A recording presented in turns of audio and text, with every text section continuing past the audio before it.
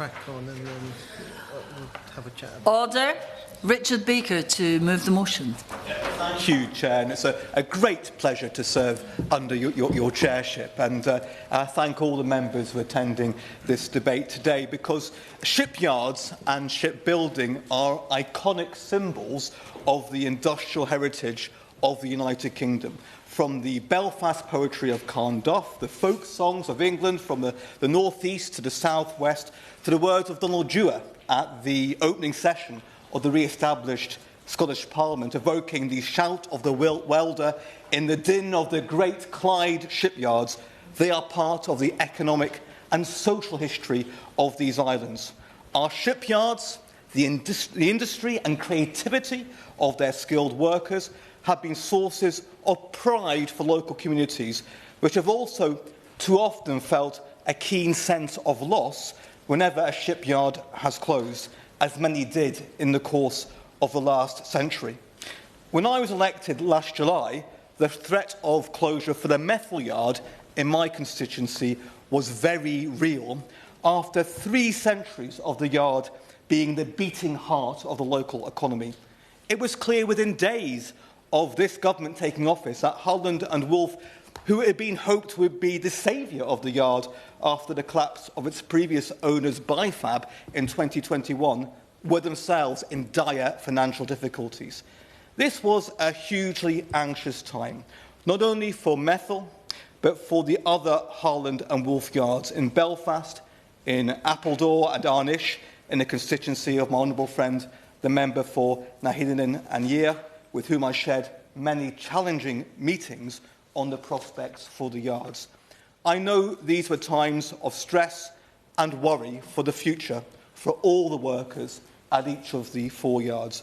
So it was essential that where the previous government had not acted, this minister and her colleagues took decisive action to save the yards. And many of us were relentless in making the case for each of the 4 yards, because not only their facilities, but the skills and commitment of each of their workforces are essential for our mission for economic growth.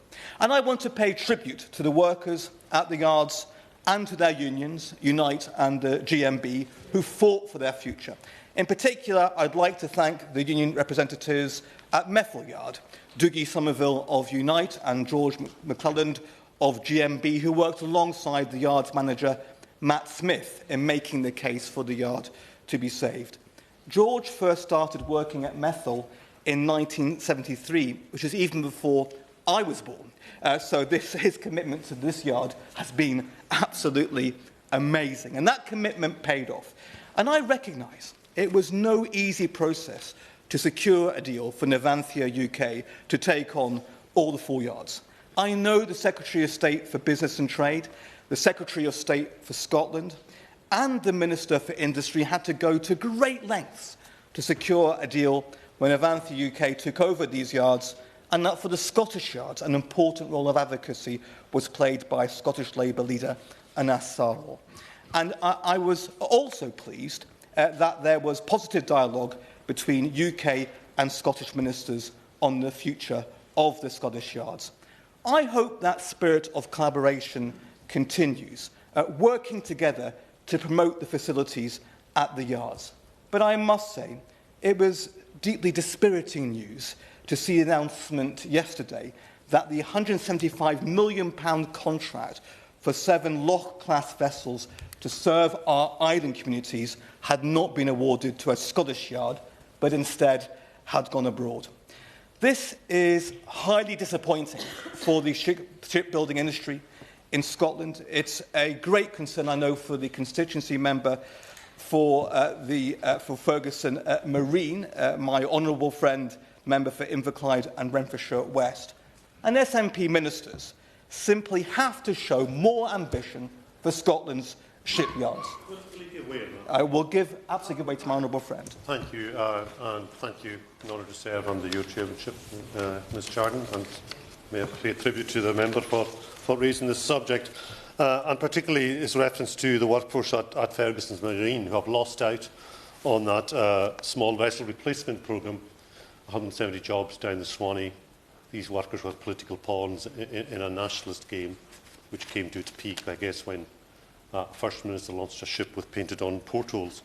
But all is not lost, because that is only phase one of the small vessel replacement programme that has gone to Poland this week. There is a phase two, which would provide vessels for my constituency, for the 2 ferries for the Western Isles and 1 for Iona. And surely an answer would be, which one the Scottish Government should seek to find, is that phase two be rolled into phase one, that a direct award be made to Ferguson's shipyard in the Clyde, who have experience of building these small vessels.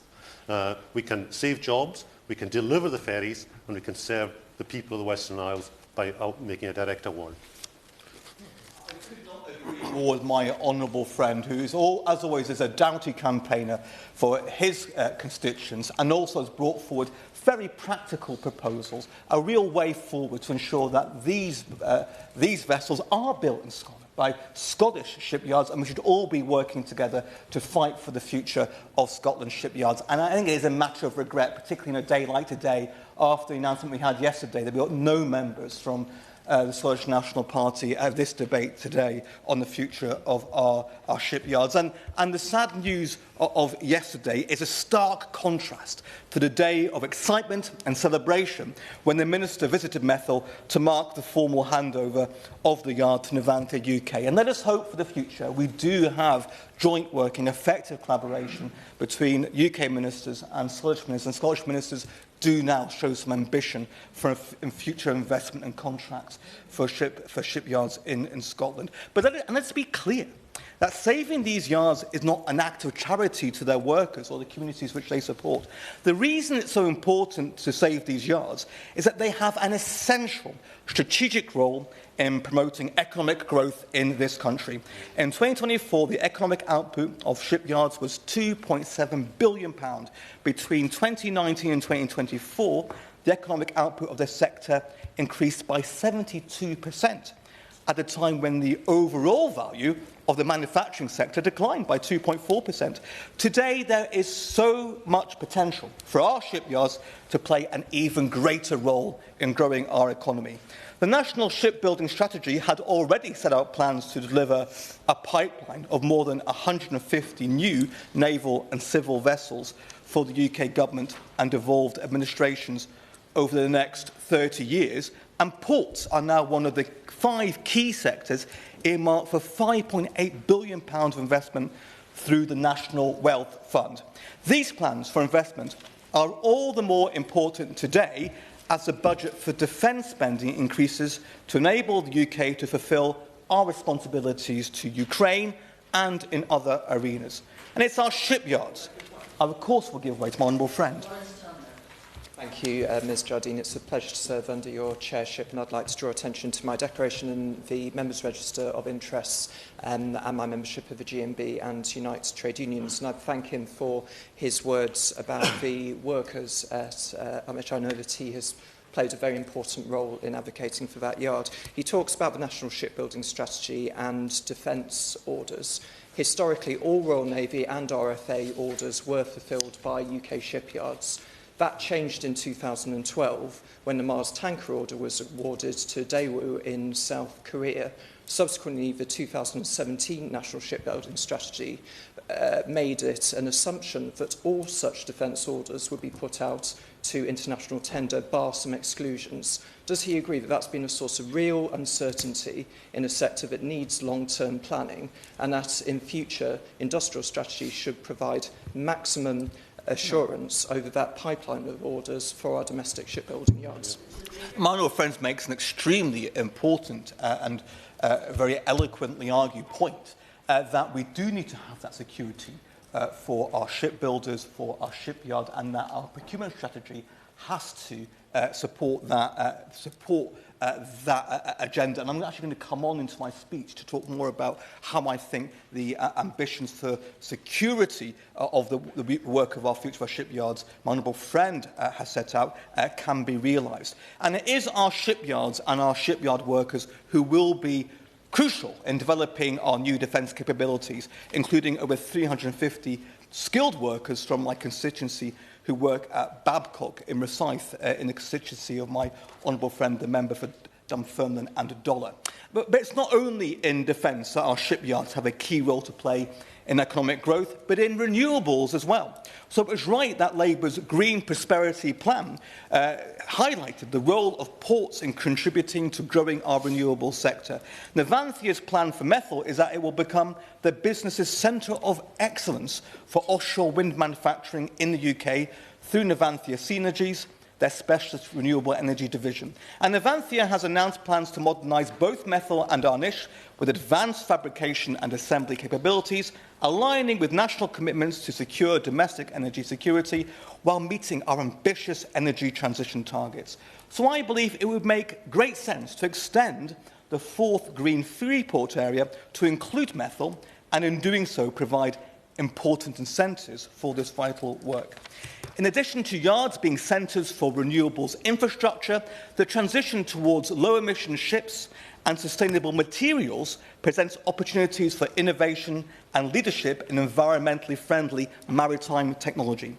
Green shipbuilding can be incentivised through government procurement, and with the current scale procurement in shipbuilding, there is also a role for government to encourage collaboration between naval shipbuilders rather than running competitive tenders for each project. But most of all, the huge potential for growth in shipbuilding and fabrication in this country can only be achieved by investing in skills. We have an ageing workforce in our shipyards, but the prospects today for young people joining the industry are bright. This makes it all the more important we recruit and train young people in the skills our shipyards need. At Methyl, there are plans for comprehensive training programmes, including on-site training at Navanthia's Spanish facilities, and talking to apprentices on a cold day in Methyl. They were right behind those plans.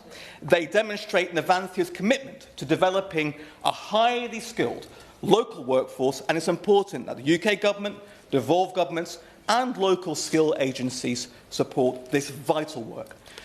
One of the moments after the Methyl Yard was saved, which I found most rewarding, was when Neil Cafferty, an apprentice draftsman at Methyl, had the opportunity to tell the Prime Minister what it meant for him that he would be able to continue his apprenticeship at Methyl. Neil studied at Fife College and New College, Lanarkshire, before beginning his apprenticeship at the Yard in 2021. And that journey of skills and training has been amazing for Neil, because the following year, in 2022, Neil was a finalist in the Scottish Renewables Young Professionals Green Energy Awards. And he is not alone in having a bright future at Methyl. Of the 200 workers whose jobs at the yard were saved, 51 are apprentices, and they are among thousands in the shipyards across our country. And investing in our shipyards means thousands of young people having the prospect of skilled, well-paid jobs throughout their career, with all the benefits which this will bring to them, to their communities, and to their country. The actions taken by ministers early in this government show they understand the importance of our shipyards in growing our economy.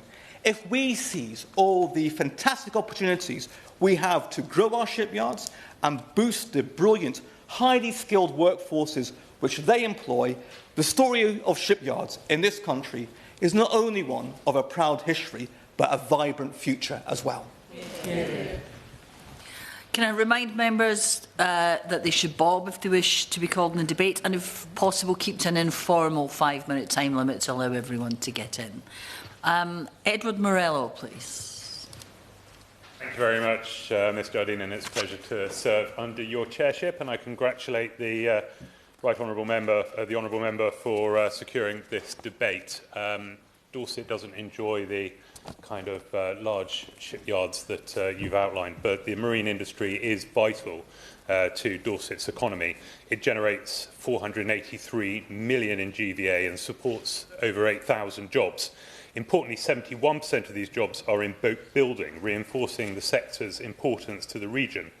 Local shipyards and boat builders provide high-quality, skilled employment in coastal communities, offering well-paid jobs in areas where such opportunities are often limited.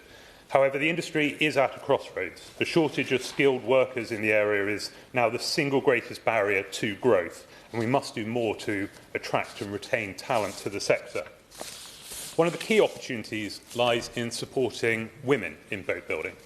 Historically, women have been underrepresented in this industry. It estimates that only 2 to 5% of hands-on yard workers are women. However, initiatives like Women in Boat Building are changing this. Women in Boat Building has played a transformative role, particularly in Lyme Regis, where they've helped the Boat Building Academy, which I recently had the pleasure of visiting, achieve a 50-50 gender split in its flagship boat building course. Women in Boat Building not only promotes diversity, but it also drives economic growth. By making shipyards and boatyards more inclusive, we widen the talent pipeline, ensuring the industry's long-term sustainability. With the right support, more women will enter the profession, leading to greater innovation, a stronger workforce, and a more resilient industry. While supporting new talent is vital, we must also protect the heritage of traditional boat building. The National Shipbuilding Office recognises that the leisure sector accounts for 14% of the UK's shipbuilding industry, yet traditional boat building is being neglected. In 2023, the traditional wooden boat building was added to the Heritage Craft Association's Red List of endangered crafts, highlighting the urgent need for action. Without innovation, we risk losing centuries-old skills that have built and maintained iconic vessels from Dunkirk's little ships to HMS Victory. These craft not only preserve our maritime history, but also contribute to our economy. The solution is clear. We need central support and funding dedicated to preserving traditional boat building skills. Without this, apprenticeships remain inaccessible outside of the southwest. Skilled labour shortages will worsen, and our internationally admired shipyards will struggle to compete. Dorset has a proud maritime heritage and a thriving marine industry, but it needs investments, skills development, and a commitment to inclusivity to ensure its future success. We have the talent, the expertise, and the global reputation. Now we must ensure that this industry has the resources to grow, to innovate, and to inspire the next generation of boat builders. Let's invest in our shipyards, in our workforce, and in our maritime heritage before it's too late. Thank you. John Grady. Thank you, Mr. Jardine. It is a pleasure to serve under your chairship, and I would like to congratulate my honourable friend, the member for Glenrothes and Fife, for securing this important debate. My honourable friend spoke very knowledgeably about the topic and his incredibly successful work to secure the future of the Harland and Wolff yards in Methil demonstrates what a conscientious, hard-working fighter for his community that he is. And I am very proud to call him my friend. Shipbuilding is a growth industry. Between 2019 and 2024, the economic output of the shipyard sector in the UK increased by 72%. I wish we could say that about much more of the British economy. And there are almost 39,000 employee jobs in the UK in this industry, with 19% in Scotland. So as an industry, we must get behind. And it's central to Glasgow and the Clyde region. Now, as everyone knows, Glasgow has a proud history of shipbuilding. At one point, over 100,000 people worked on the yards along the Clyde. There were 38 yards, and at the turn of last century, almost 1 in 4 boats sailing in the world were built on the Clyde. So shipbuilding is in Glasgow's blood. Now, the number is much lower now, but like any Glasgow MP, I have constituents who depend on the shipyards in their Clyde and for work, and they make a significant contribution to Glasgow's economy. We have world-class defence shipyards. We have 2 shipyards in the Upper Clyde, operated by BAE Systems. They have a long history of developing first-class ships for defending the United Kingdom. And the new Type 26 frigates at the dockyards will do the same. This creates wealth across Glasgow, including in my seat. We also have a brilliant maritime education sector in Glasgow, and much of this is literally in my seat on the Clyde. City of Glasgow College trains craft apprentices for BAE Govan and the Scots-Toon shipyards, and BAE itself has brilliant on-site skills academy. City of Glasgow College also trains very many merchant navy officers in the UK, and many of those involved live in my seat, including in the Gorbals, as I find regularly when I'm knocking on doors.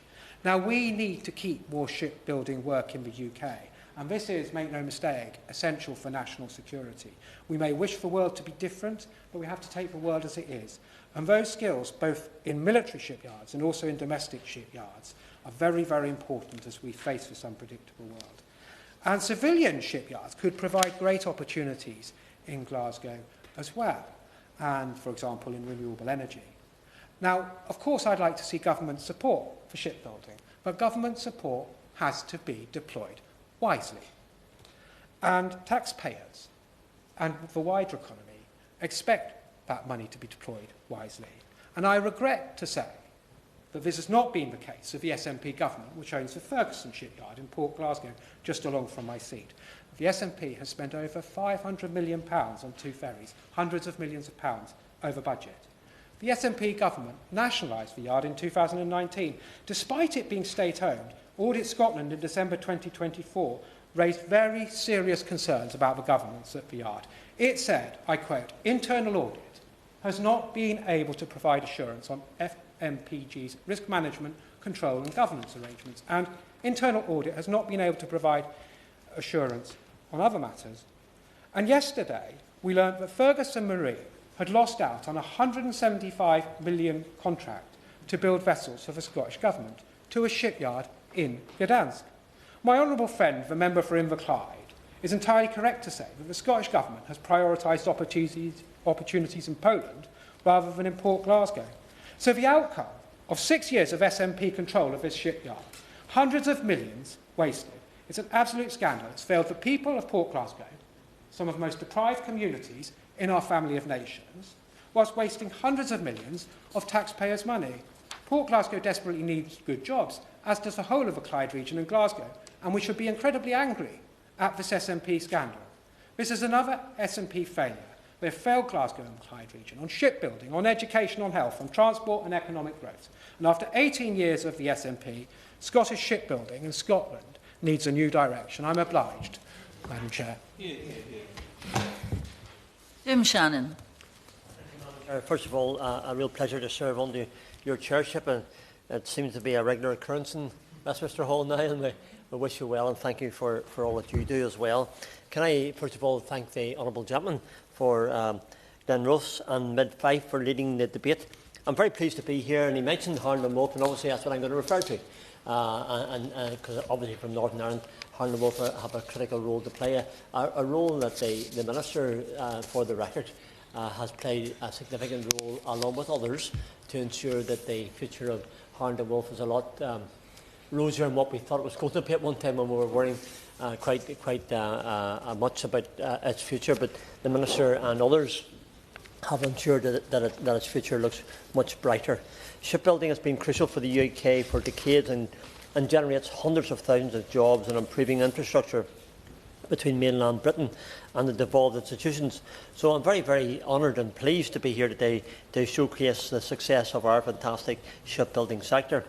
Gone are the days, of course, whenever Harland and Wolff employed some maybe almost 30,000 people in Belfast. They're now down to about 1,500 and hopefully trying to grow up maybe to 2, maybe 2.5 and maybe even more. But the 19th and 20th centuries back home paved the way in shipbuilding, with some of the world's most iconic ships being built in the heart of Harland and Wolff in Belfast.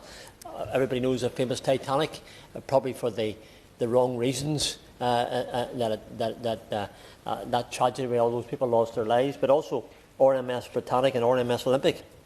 At this time, Harland and Wolff in the neighbouring constituency of Belfast East, my right honourable friend, the member for East Belfast, was one of the largest and most famous shipbuilding companies in the world, which is something rich in the history that we're so proud of. So I'm really proud to be able to speak for Harland and Wolff and what they have done in Northern Ireland, and the jobs they created, and the tradition for shipbuilding, although not as big as it was, is still significant within Harland and Wolff across this great United Kingdom of Great Britain and Northern Ireland. Northern Ireland is and was a global hub for shipbuilding, with hundreds being employed even today. Shipbuilding is such an important sector to protect and preserve and retain and give the opportunities. The skills that they have in their shipbuilding, even in the metalwork and the engineering that they do, is something I would wish to protect and retain. We're rich in shipbuilding culture for so many different reasons, including defence, global trades, imports, exports, design, engineering. Honourable gentleman referred to that one in his introduction. Only last year, in September, Harland and Wolff entered administration for the second time in 5 years. In January of this year, with the help of the ministers here and others as well, to ensure it was announced the Spanish-owned firm Navanta was to take over the ownership, maintaining core roots of the historic shipyard in Belfast and elsewhere in this United Kingdom. Maintaining jobs is at the core of any administrative takeover, of course, and I know for those who worked in Harland & Wolff before the takeover, there were so many employees who lived in my constituency and still do. The tradition of shipbuilding was one that I remember in even the small village of Grey Abbey, where I lived just outside of, the numbers of people who worked in the shipyards back in the 60s or 70s, even in the 80s, was significant, as it was in Newton Ards as well. But of course, some of those people, the employees today, were fearful of jobs lost and redundancy as it had come at that moment in time. The Minister has also been involved, and thank her for that as well, in the Spirit Airbus takeover, where employees are not in control of what sectors are brought over, posing a massive question mark to their livelihoods and indeed to their futures. For the United Kingdom, Madam Chair, shipbuilding contributes billions of pounds to our economy, both centrally and through devolution.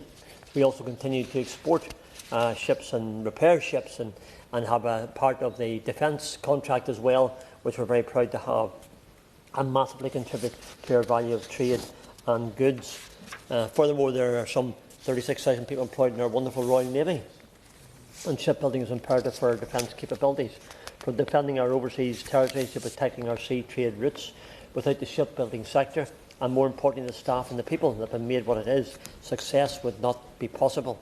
Warships, submarines are also built in other areas across the nation, including areas in England and Scotland, and indeed in the constituency of the honourable gentleman who introduced the debate.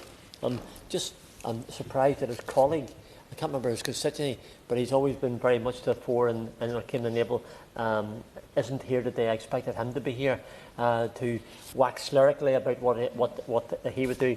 I can tell you his name, but I couldn't tell you his constituency, so I don't think I'm allowed to do that, so I won't do it. Yeah, absolutely.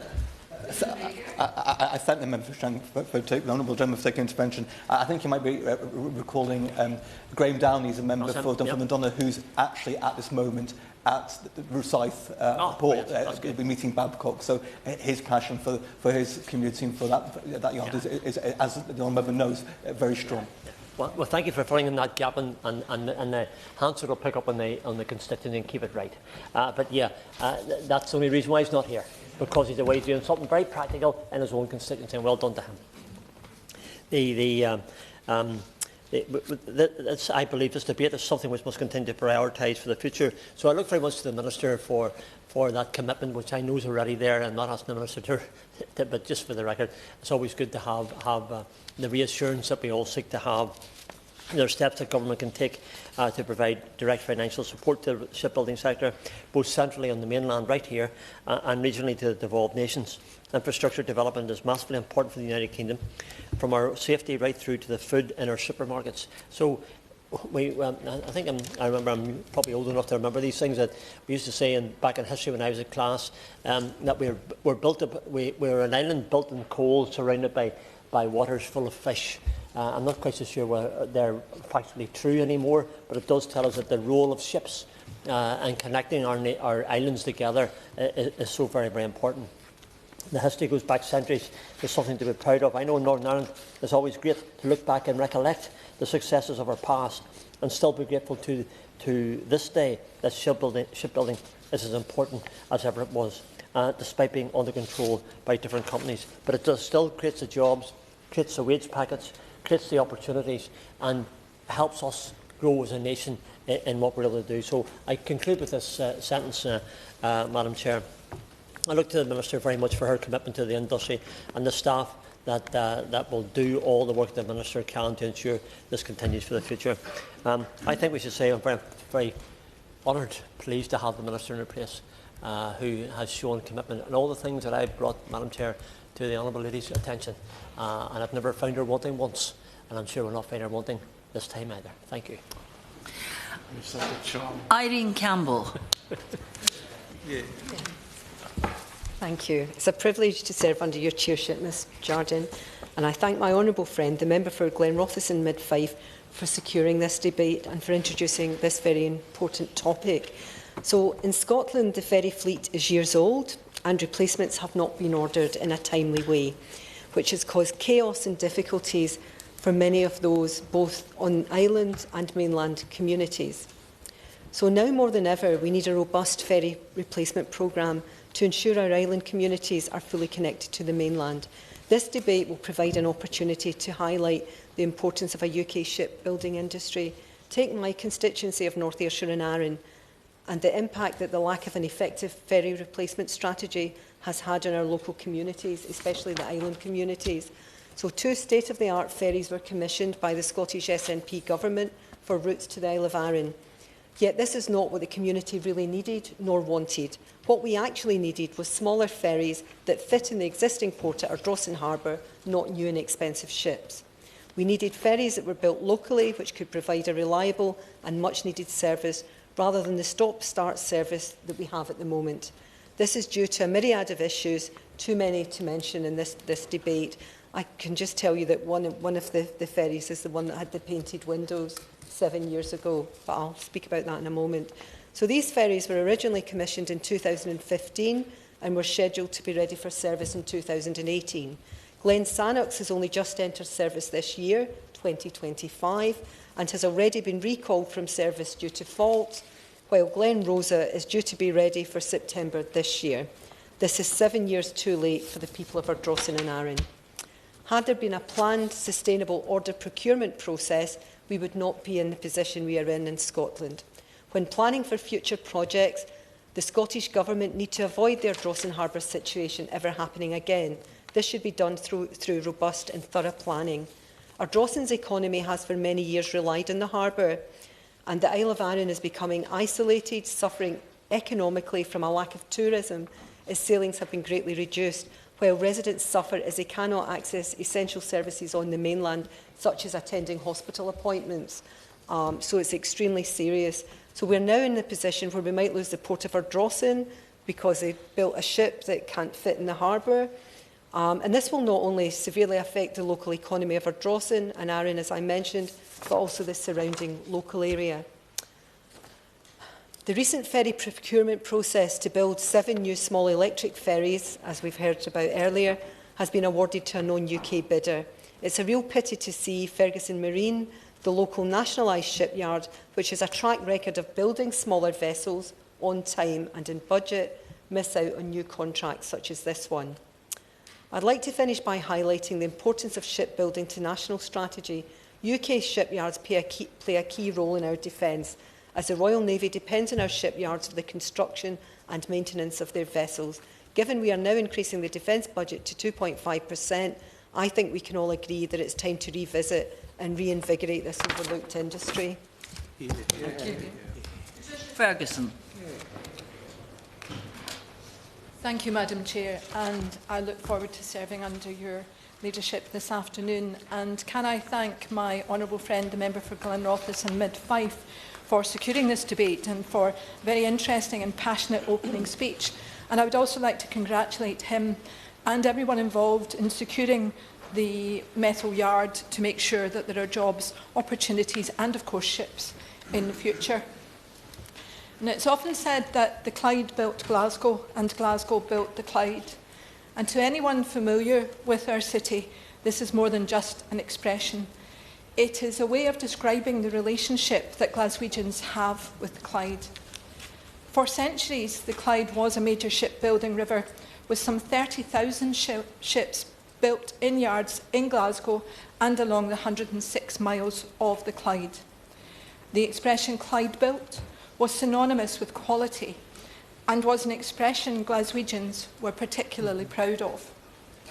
With the decline in shipbuilding, a major source of work and industry and pride was taken from the city.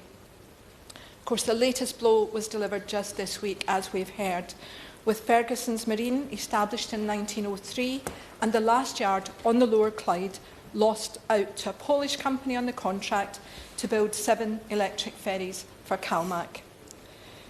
As we've heard, Ferguson's is a Scottish Government-owned company which has been at the centre of controversy following delays and overruns in the construction of 2 new, much larger ferries for Calmac.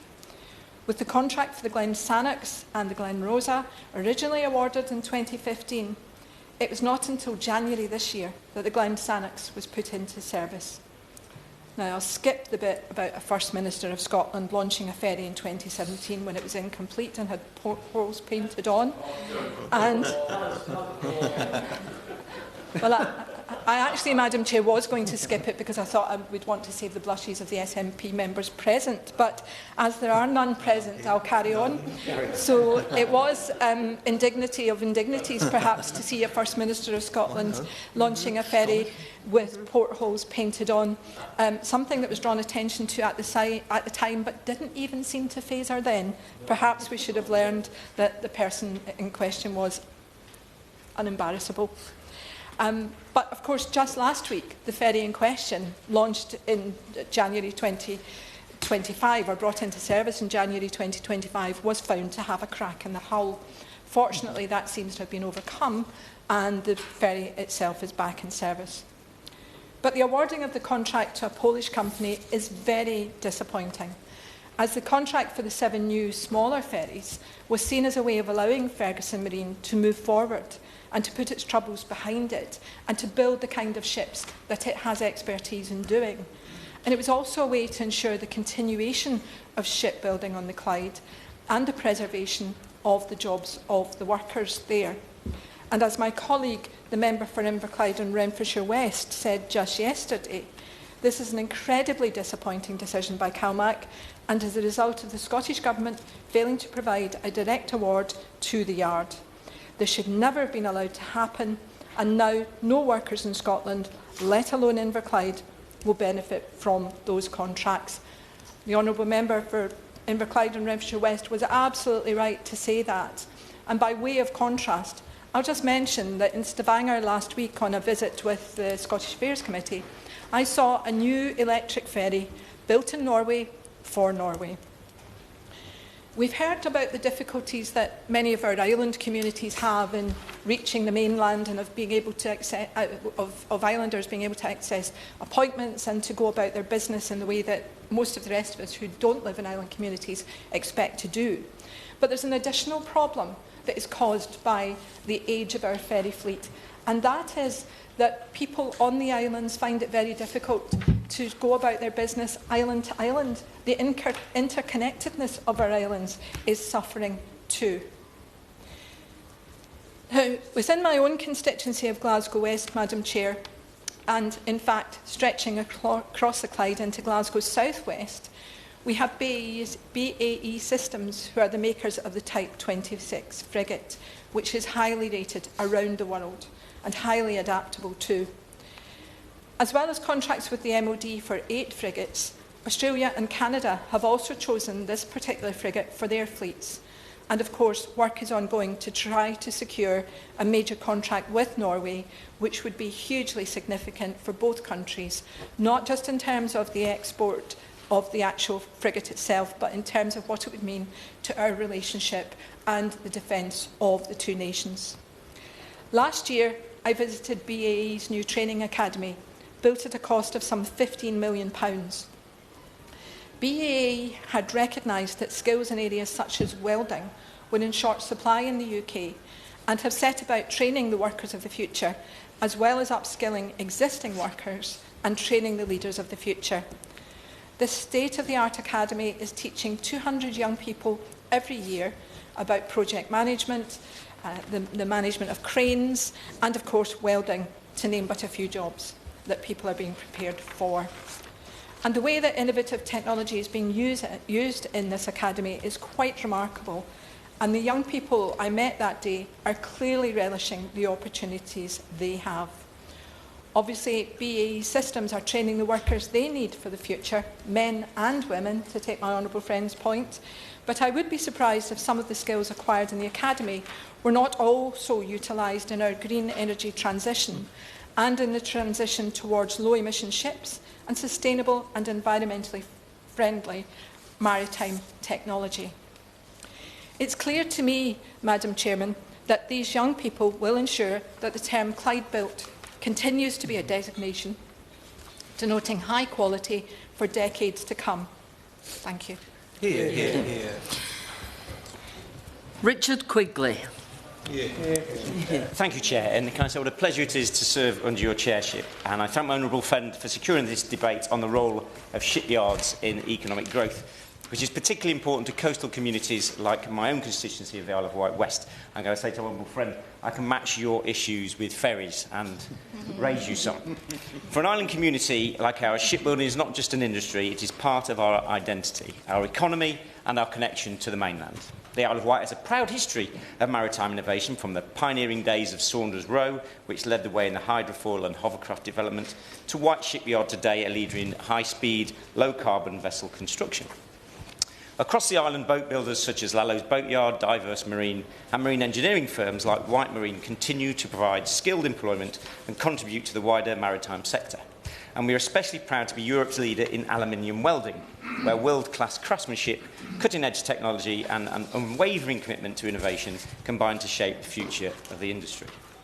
But the significance of shipbuilding on the Isle of Wight extends far beyond jobs and exports.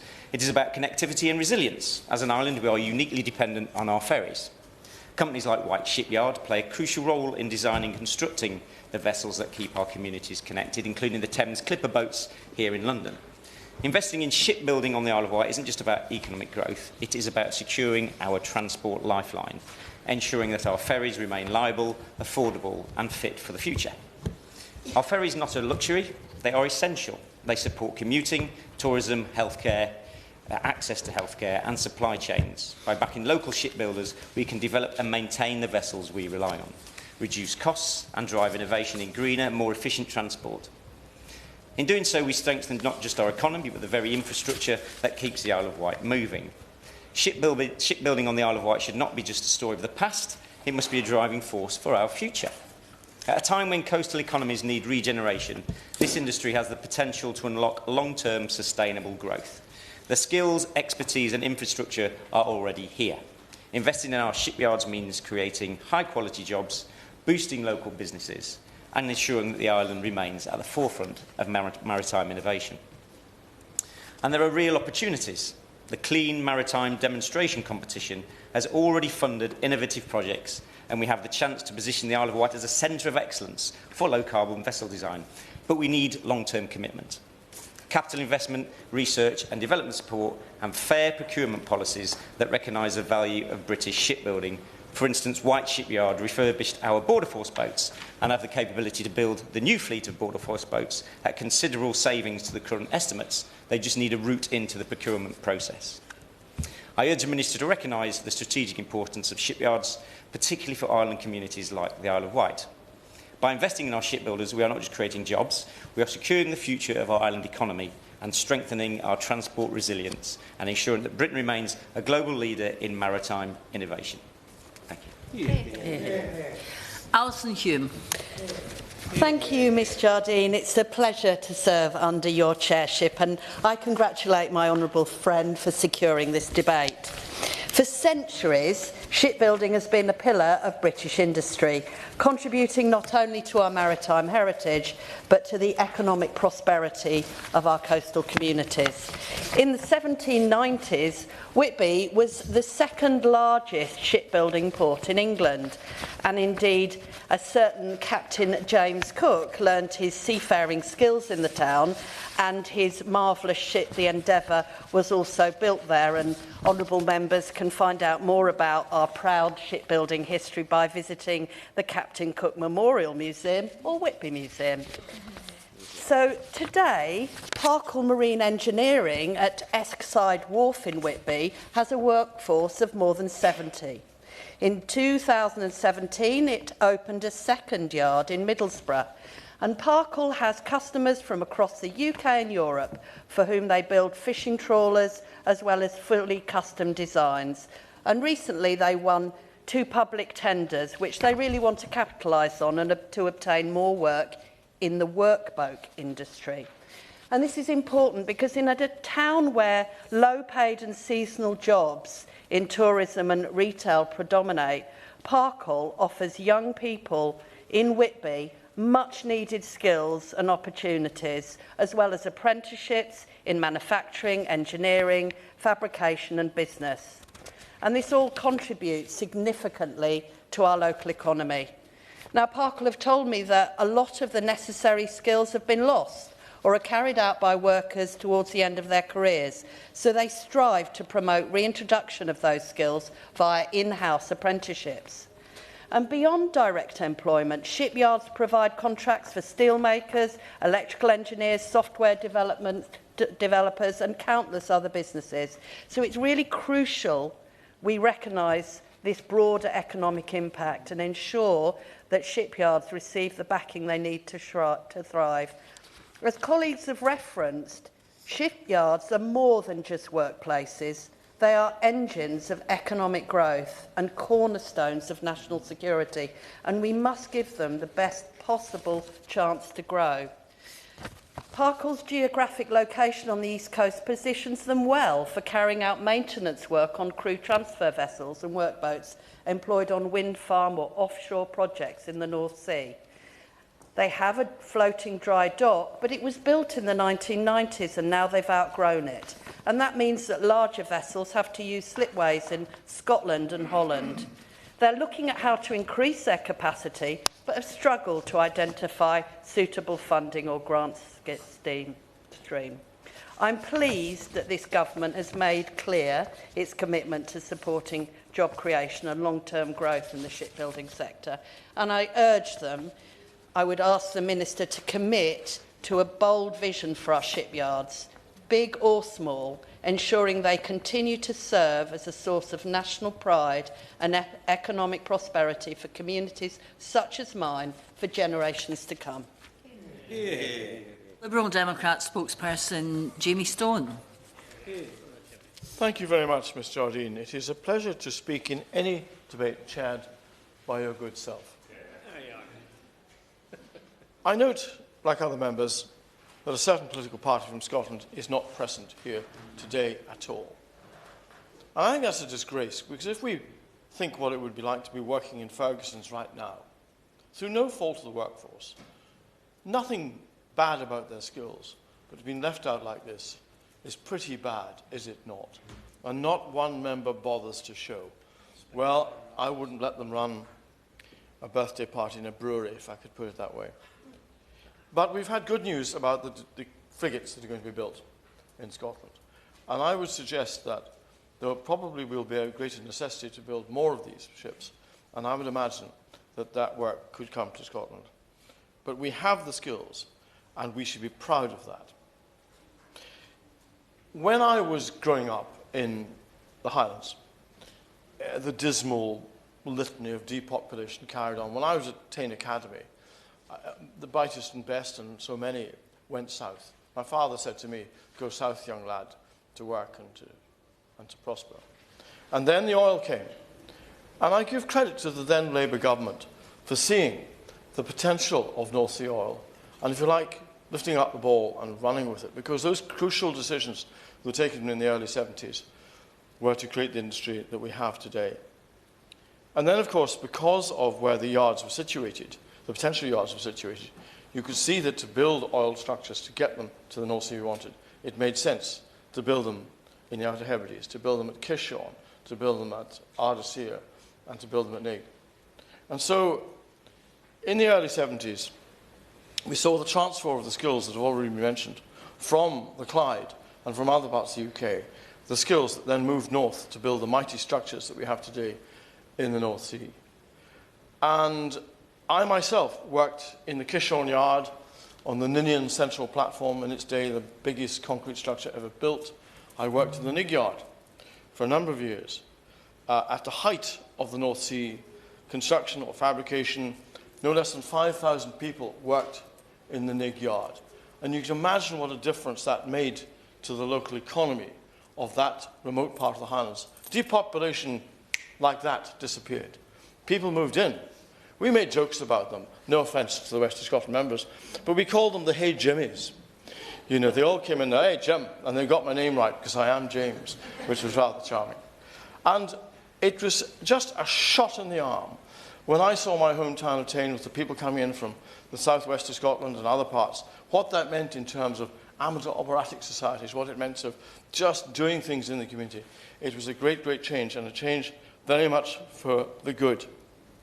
And I remember those days with great, great happiness.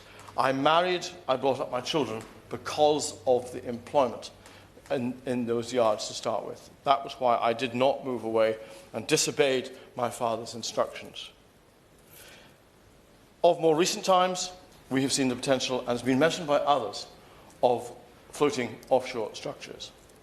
And as I said already, take the Nig Yard where I worked. That was placed where it was because you have one of the finest deep water ports in the United Kingdom, where you could build big structures and move them relatively easy out to the North Sea. And for that reason, I am grateful to the government for the announcement within the last few days that £55 million was being given to the Port of Cromarty Firth to develop alongside fabrication facility to create and put together these modular structures that can then be taken out. That is very, very welcome indeed, and I thank the government for that decision. And from this investment, I believe that we can do great things in the future. But, Mr. Jardine, I would suggest that time is of the essence. The honourable member for, if I get this right, Glasgow West, I think mentioned skills. And the skills are ageing skills. And if you lose them, then they can be gone forever, because they're very, very clever skills indeed, a butt weld, all the different sorts of fabrication, be it steel or aluminium or even indeed concrete. These skills are ageing, so in getting ahead now, what we're doing, I think we're in the nick of time to train up new generations based on past generations' knowledge and ability. So I do welcome that. And I'm going to close with two things. Firstly, to say that this has been a very well-tempered debate, apart from the conspicuous absence of some of our colleagues. And I think that does send out a very good message to everyone who cares about our shipbuilding industry. I would say, Ms. Jardine, that everyone is singing off the same sheet. And that is to be very, very welcome, because others have said it was shipbuilding that made this country great. We have the skills, we have the people, and we can do it again, this time with offshore and other similar structures.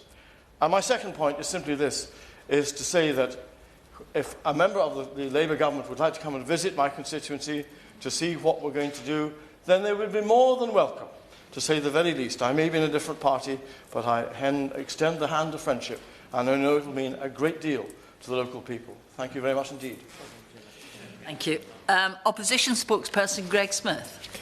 Thank you, Mrs. Jardine. It's a pleasure to serve under your chairmanship, and I congratulate the honourable member for tabling this debate on the often overlooked but critical importance and contribution to our nation's economy and economic strength, employment prospects and national security from our great shipyards. Many members have spoken with great passion and knowledge about the sector, particularly those yards in their own constituencies. My own constituency being but a stone's throw from Leighton Buzzard, which is the point within England that is furthest away from the sea.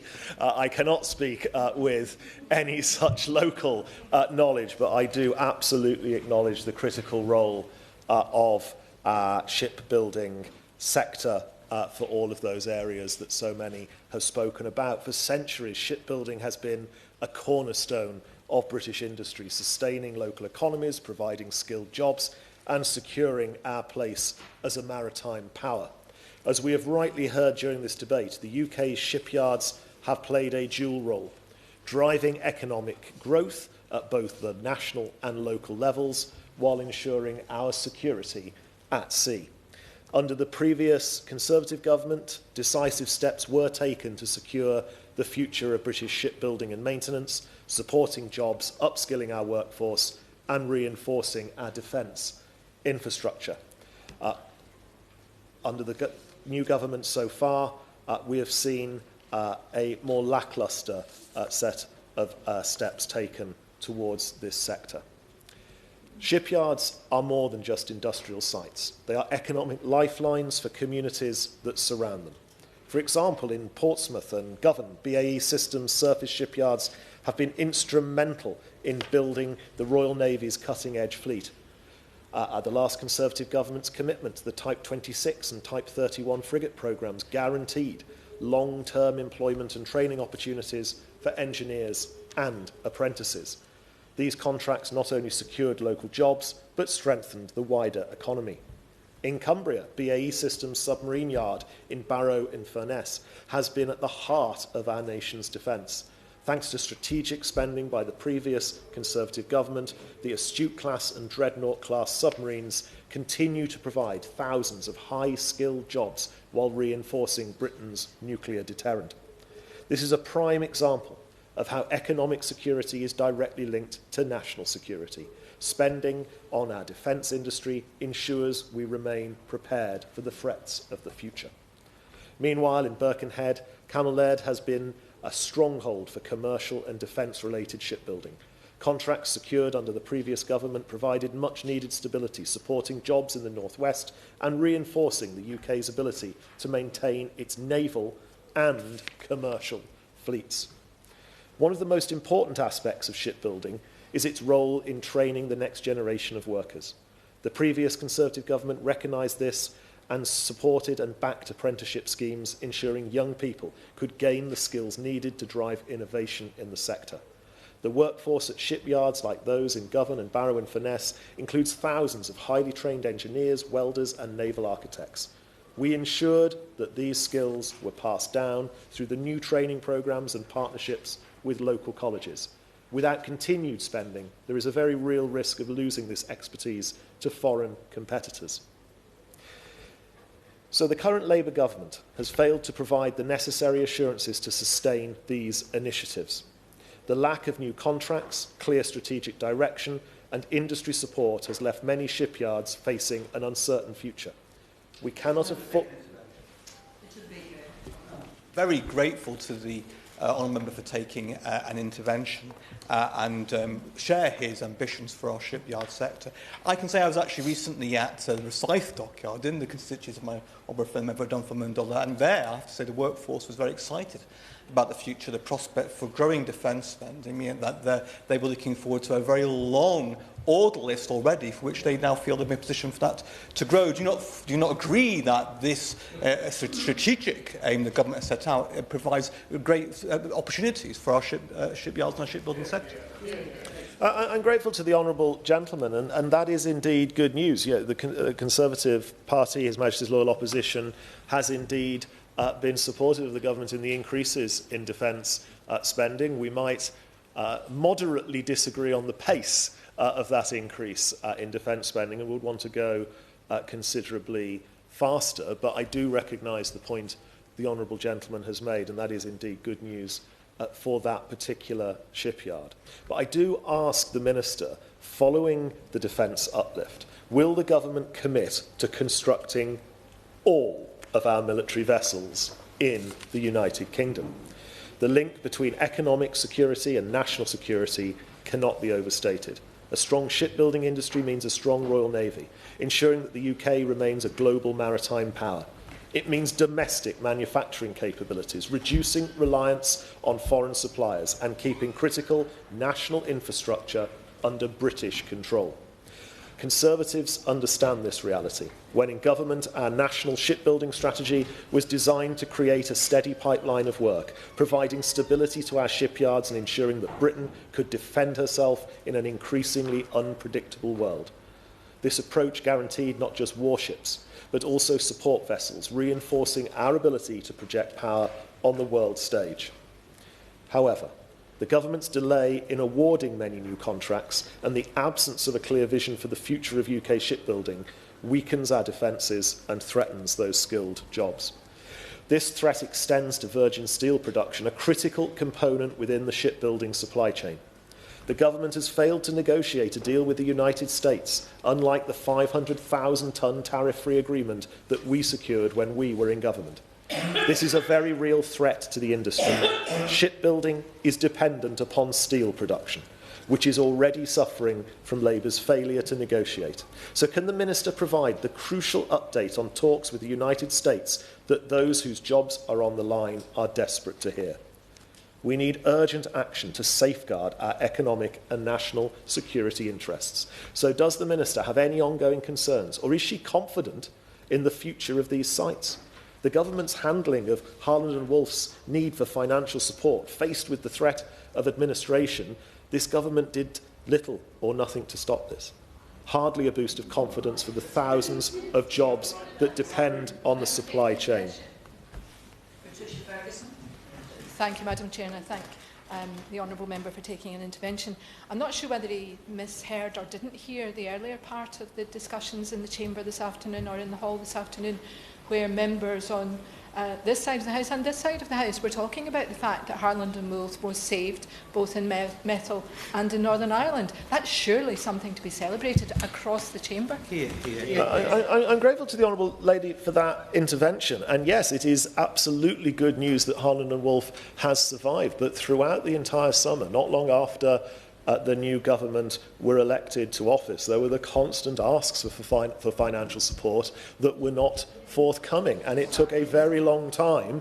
So I would gently suggest, and this is fundamentally a debate, but I would gently suggest that the saving of Harland and Wolff, which is good news, and I double underline that that is good news, was in many respects despite the early actions of the new government, and not because of that. It's a debate, by all means. I'm very grateful for that good-humoured response. But would he accept that I'm sure the problems of Harland and Wolff didn't just arise after a Labour government was elected?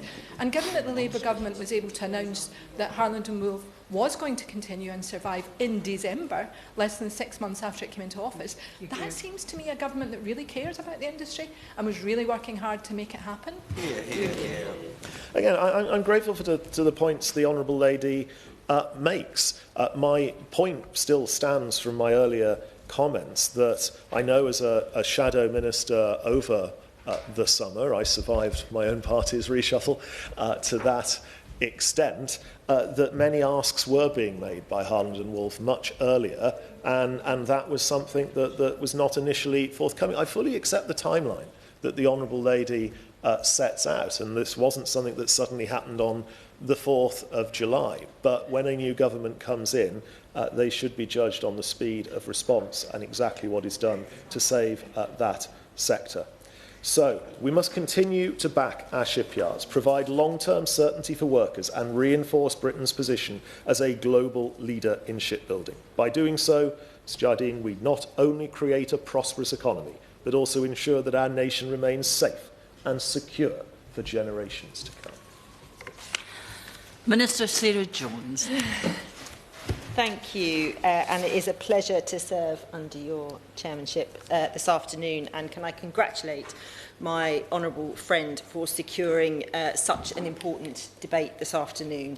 Can I first thank him for quoting Donald Dewar in his the first speech of the Scottish Parliament in 1998. I had an office, well, I didn't have an office, I worked for somebody who had an office next to Donald Dewar for a couple of years, and he was a very incredible man. And he also said in that speech, we are fallible, we will make mistakes, but we will never lose sight of what brought us here, striving to do right by the people of Scotland, to represent their priorities, to better their lot, and to contribute to the common weal. And I think the debate this afternoon has shown that many members are carrying on in that spirit and acting in that way on behalf of their constituents. One of the first issues that crossed our desks when we came to power last July was the challenge with Harland and Wolff. We were faced with a dilemma where, if we had, as the representative from the opposition suggested, thrown money immediately at that problem, that money would have been throwing good money after bad. That was clear to anybody who had any sight of what was happening. But it was also clear that we were in a very perilous position, and we wanted to make sure government could do whatever it could to save all 4 yards.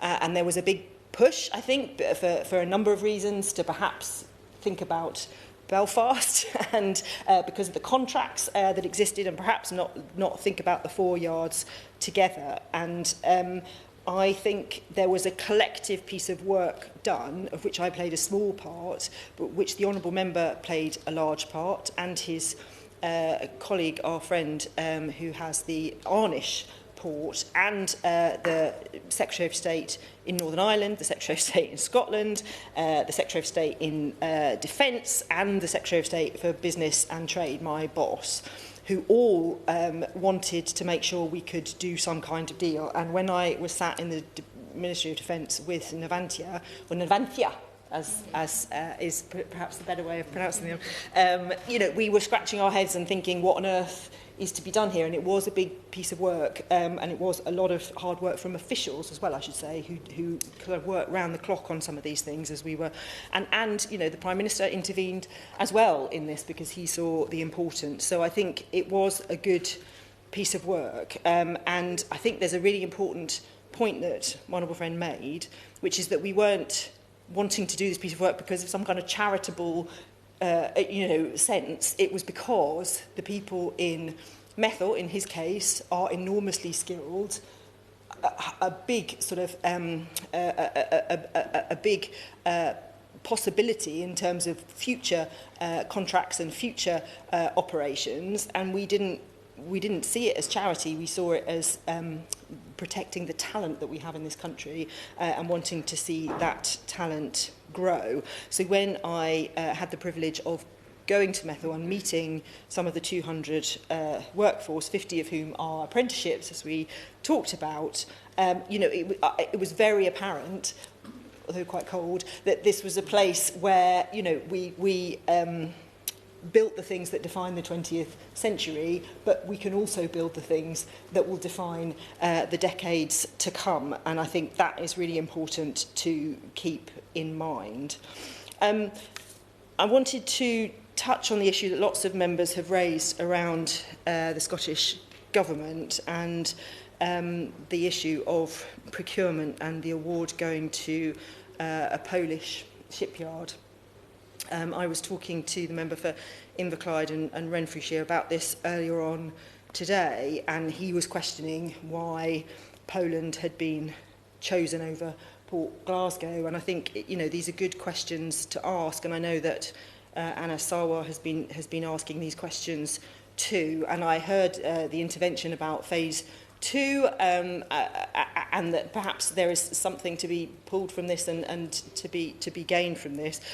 And it's a shame that what has transpired there has transpired. I do think there's a question about procurement, and we are looking at these things, and the Minister for Procurement is looking at these things too, and we will keep doing that. There's the Procurement Act from 2023, but I think I'm talking soon with the Minister for Procurement, not just in this area, but on things like steel, to see what more we can do to make sure we are building. Yes. So I thank the Minister for giving way. On that very point, I don't know how well I put this, but in building offshore structures, floating offshore structures, the different bits can be built into different places, but they would then come to Invergordon to be amalgamated, hence the £55 million government investment. Could that same principle of looking at the rules to make sure that the different bits are built in Methil or Ardashir rather than being built abroad? Because that is our fear, is that it may be made somewhere far away, like Poland or Korea or whatever. Yeah. Can I thank him for that intervention? And of course, he talked about the £55 million that's gone to Cromarty Firth and the importance of that. And of course, we need to try and make sure when we're looking at supply chains, whatever the industry is, we are doing what we can to rebuild British jobs. We have seen in quite a few of our industries over recent years, our manufacturing industries, a sort of slow decline, and we need to turn that around, and we're very keen to do that. And one of the things I'm working on is the steel strategy, where we have a £2.5 billion fund that we committed to in the general election, on top of the £500 million that has gone to, or will be going if it's delivered, to the Port Talbot work with Tata. That is a lot of taxpayers' money. We want to make sure we're spending it wisely, but we also want to make sure we're using the levers of government, whether that's procurement or other things, to try and make sure we're building as much in the UK. We obviously have to be cognizant of the laws that exist around procurement, and so we need to look at this carefully, but of course it has to be an ambition of this government that we make things here in the UK and that we make those supply chains here in the UK as much as possible. So I am sorry about the decision that has been made in Scotland, and I am sorry also that there's no one here from the SNP to make their case. And we will do what we can when it comes to procurement to make sure we can make the right decisions. We talked about shipbuilding and shipyards and the importance of them. Yes. On the topic of I'm obliged, Mr. Jardine. On the topic of the SNP being away, perhaps you're all listening to Desert Island Discs. Of course, one wouldn't reach for Desert Island if the SNP were in charge. Many of my constituents have family and friends and loved ones on the Scottish Islands. They have terrible difficulty at many times of the year going to see them because of the appalling ferry service. And that's because the age of the fleet has increased significantly over the 18 years of the SNP being in power. The reliability is down, and that damages businesses, people trying to go to hospitals, and people travelling and industry on those islands. Would my honourable friend agree with me that the way the SNP have managed the ferry service in Scotland over the last 18 years is utterly contemptible? Can I thank my old friend for his intervention, and I will bow to his wisdom in why this has transpired and how. But for sure, the ferry service is crucial for people's lives and well-being and health. As the member for the Isle of Wight made the point, it's not just about identity, it's also about kind of basic necessities and lifelines. So, I agree with him. It's not a good, it doesn't appear to be good management from the SNP, but we're not overly surprised, sadly. There were lots of good contributions in the debate about the role that shipbuilding can make and some of the issues we need to look at. We talked a lot about defence. I know my honourable friend who brought this debate has got 350 workers, I think, in his constituency who work for Babcock, and we are really pleased that the government has committed to the 2.5% spending on defence going up to 3%. I have talked to the Minister in the Department of Defence who does all the procurement, and of course this, we all think this presents an opportunity to do more here in the UK, and I'm working with colleagues to make sure we get that right. The industrial strategy, which is something that the party opposite were ideologically opposed to, the whole point of the industrial strategy is to bring together the things that we do really well and make sure all of the levers of government are tilted in the direction of turbocharging those sectors, and defence is one of those sectors. And historically, defence have sort of worked over there and everybody else has worked over here. We're trying to sort of bring those together a bit so that the civil and the defence can work together, learn with each other, and prioritise all that activity from government to make sure we are turbocharging those 8 sectors, one of which is defence. There was a lot of talk about apprenticeships. And the spokesperson for the opposition talked about the apprenticeships that they were set up under the last government. I mean, sadly, the apprenticeship levy doesn't work for a lot of people, and we have shortages, as we know, in things like the welding profession, where welders have been on the Migration Advisory Council list of people that we can procure from other countries because we're not training enough of our own. And to see those welders in Methil learning their trade was a great thing. It was also great actually to see Navantia, the kind of senior managers talking to me about the welding, because they actually know about shipbuilding, they know about welding, they have real expertise, and that was really encouraging. So we are reforming the apprenticeship levy. We are talking about how we make sure companies can invest more in apprenticeships, and we are again looking at how do we tilt the whole skills regime towards the things that we know that we'll need in the future, and engineers, welders, electricians, these are all on the list of what we will need to do in the future. Members talked about the opportunity of offshore wind and the kind of green economy, as it were, more widely. Navantia, as was said, plans to make Methil the centre of excellence for offshore wind manufacturing. There's green shipbuilding, which is a burgeoning industry, and there's the whole, monopiles, infrastructure, floating jackets, all of these possibilities as well, and autonomous systems and robotics, which I have talked to industry about as well, and the opportunities there to sort of lead the way. So when you pull together the industrial strategy, the defence spending, our reforms of apprenticeships, and the sort of prioritisation we have in terms of funding, whether that's the Cromarty Firth example or whether that's the National Wealth Fund, which has £5.3 billion for clean green energies, of which 5 groupings, one of which is ports, and that will be really important as well, or whether it's the clean industry bonus, which gives another possibility for supporting growth in this sector. The government has a plan which has been so lacking, I think, over previous years. And we are not afraid to roll up our sleeves and get things done. And we are all invested, I think, in the shipbuilding industry for all the reasons of the past, but more importantly, for all the reasons of the future. The member for West Dorset talked about women in boat building, which is good. I spend quite a lot of time with quite a lot of men in quite a lot of the industries that I work with, and it was a good point, well made.